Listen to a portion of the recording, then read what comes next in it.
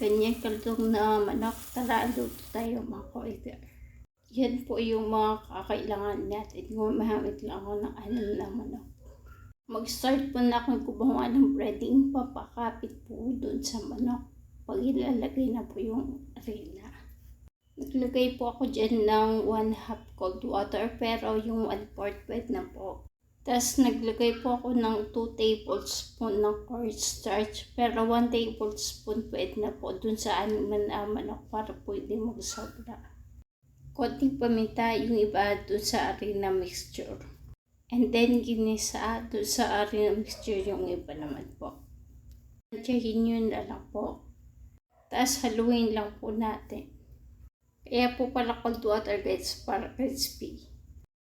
1 cup cornstarch, 1/2 cup ng arena. Then lagay na po natin yung tilang paminta. Tsaka po yung tilang ginisa mix.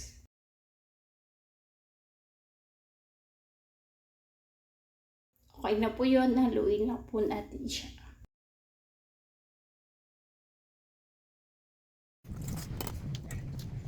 Bumaba po kasi yung cornstarch, so haluin po natin ulit.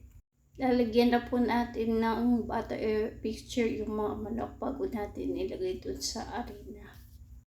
Ayan mga ka-fighter, babalutin na po natin siya dun sa arena mixture.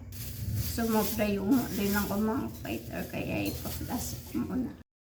Doon sa 6 naman ako, okay na yung 1/2 cup ng cornstarch, tsaka 1/4 cup arena. Ngayon guys, nagpiprito na po ako. Hindi po natin i-flip para yung dugo ng manok maluto na po.